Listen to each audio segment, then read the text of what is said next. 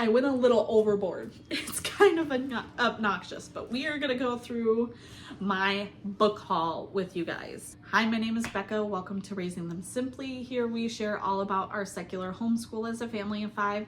Today we've got a book haul for you today.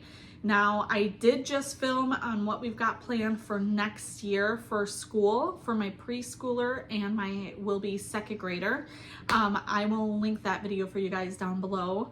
But when I went through that, I decided we are doing Build Your Library, Prehistory, and Ancient Civilizations for next year.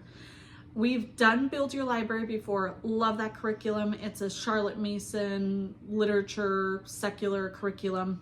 We absolutely love them. But when we did level 0, I believe I only purchased 1 or 2 books and everything else came from the library. While that worked and that was fine, I've got a lot more going on in my life now. I've got a almost 1-year-old who wasn't here when we did the Around the World, and I've got a preschooler as well into the mix. So I decided, because we will be redoing level 1 again with my youngest 2 in a couple of years when they're ready to do Ancient Civilizations and Prehistory, I just figured I'm going to purchase the spines, and then anything extra I will get from the libraries we have access to, and if it's not available, it's not available. So that was our thought process. Almost the majority of these books I got from thrift books. A few of them are from Amazon. I will link everything down below for you guys, but let's get into it. So first one I got is How Much is a Million? This is just a really cute book to help kids kind of understand the concept of a million. Because it is such a hard concept to grasp for really how much that number is when you're talking about time, especially. We're talking about prehistory and ancient civilizations. This book is just really nice to have to be able to help your child kind of understand that concept of time a little bit more. So, How Much is a Million? Next we've got History Quest. Okay, so if you are just checking out Build Your Library and not sure if you're going to continue it, this book is not necessarily one you have to purchase. I would recommend getting it from the library if it's available to you. The reason why I purchased this is that this book actually goes through all of Build Your Library's levels, and we fully intend on going through all of it for Build Your Library. So I won't be using this entire book this year, but I wanted it for the reference. It's a hefty book. But looking forward to that. So History Quest, my son actually mentioned to me today that history is his favorite subject. So I am glad.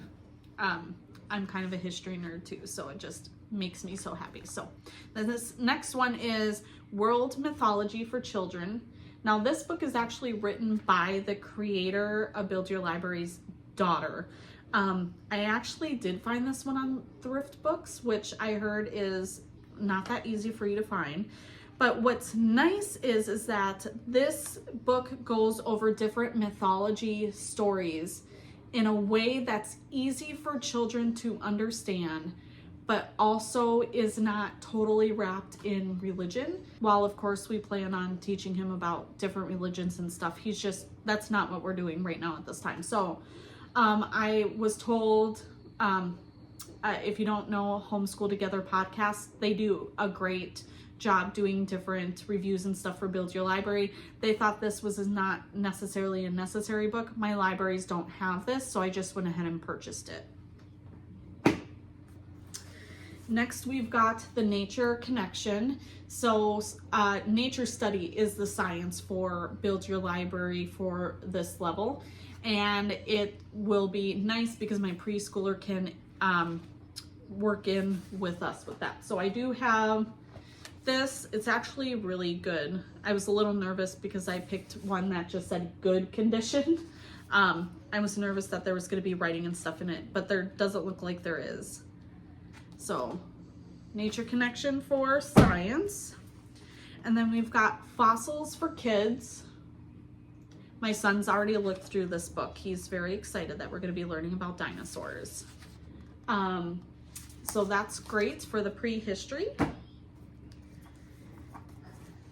And next we've got the Usborne Encyclopedia. My books are going to fall off my lap. The Encyclopedia for World History. This is kind of the same thing. You're going to use this for all of the levels for Build Your Library. This is one of the main spines that all of the histories are built upon. But this is great because all of these pictures,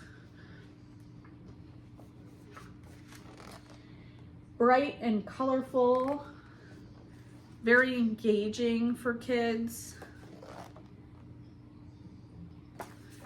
So, got this book. And then we've got Life Story, the story of life on Earth from the beginning to now. And I believe this one is used for both levels, the prehistory and the ancient civilizations, if I remember right. But this is about, you know, the Big Bang, evolution, all that. So, Life Story. And a book of nature poetry. Again, this is another book that when I was researching on different resources for this curriculum, this was one that was told that wasn't completely necessary. But when we did do Around the World, there's another poetry book just like this from National Geographic that we did, and we got it from our library, but my son loved it. My son loves anything that's books. A big thing with Charlotte Mason and stuff like that is poetry memorization. While I don't think my will-be second grader, that's not his strong suit for memorization, but my preschooler loves memorizing little songs and poems and stuff. So at the very least, it'll be with her. But the pictures and stuff and everything, and like I said, because we plan on redoing this, I just went ahead and purchased it. So we've got, I believe it was only like $5 from Thrift Books. So we got that. And then we've got A Child Through Time. I love this series. Of course, it's DK, so anything by DK is just great.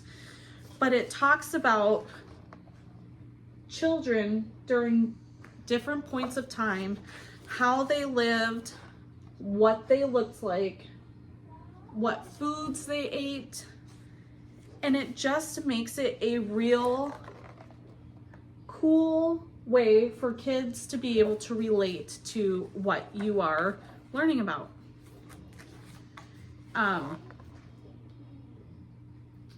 So very, very excited about this. This is one I wish we would have purchased for the one for All Around the World. I wish we would have purchased this book because my son loved it. So, A Child Through Time.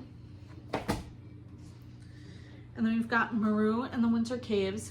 I have heard so many great things about this book. This is actually one I purchased off Amazon. My son loves chapter books like this, and it just says, Maru and her younger brother Otak are their family's only hope. Trapped in the Great Plain in blizzard conditions with little food, the family has one chance of survival for Maru and Otak to reach the winter camp and get help. And then Discovery in the Cave. This is like an early reader book. This is about different cave paintings and stuff that they had found, and the times that they believe that was made, how those people lived. Again, I love that Build Your Library incorporates books of all different levels, so that way, I mean, if you have a strong reader, you're taking a older child along, they could read this themselves, but it's nice that it's, you know, they do picture books and stuff. It's not just all chapter books. Okay. Then When We Became Humans. Our Incredible Evolutionary Journey. And just like the title says, it's about evolution, the evolution of man. There's great drawings with this. This one is one that we also purchased from Amazon. So some of these books just weren't available on Thrift Books. How they hunt and gather, all that. So, got that one. This one now was not part of the curriculum. This is one that I just wanted to get. So it's called It Started with the Big Bang.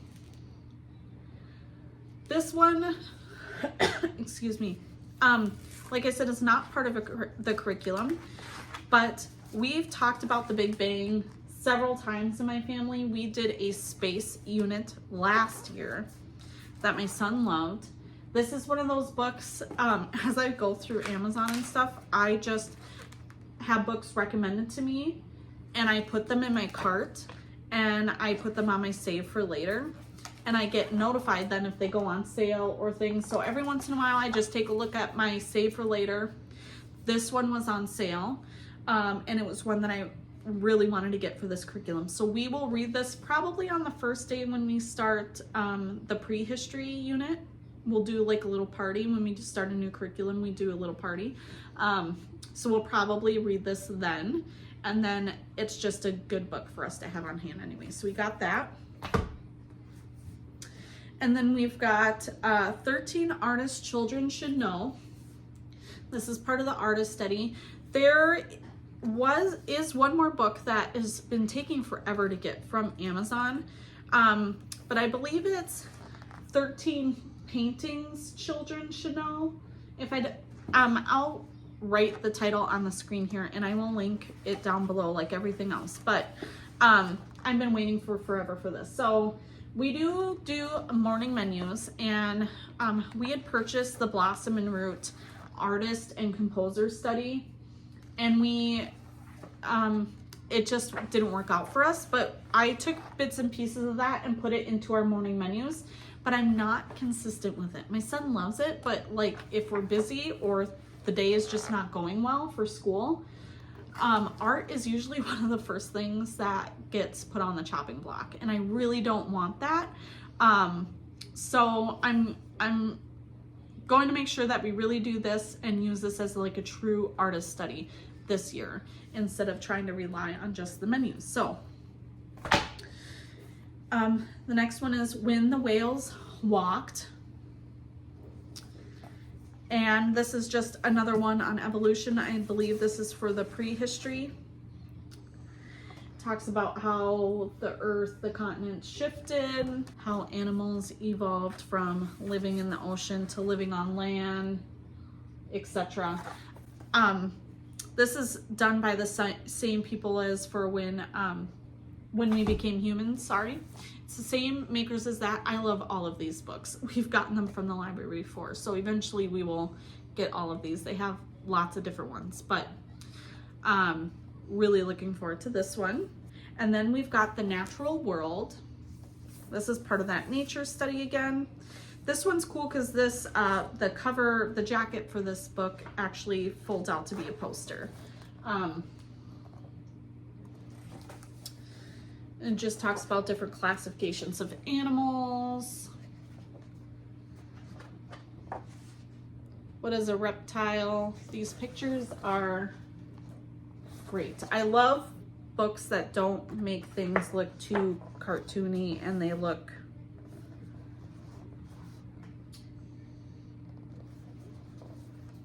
just look really nice. So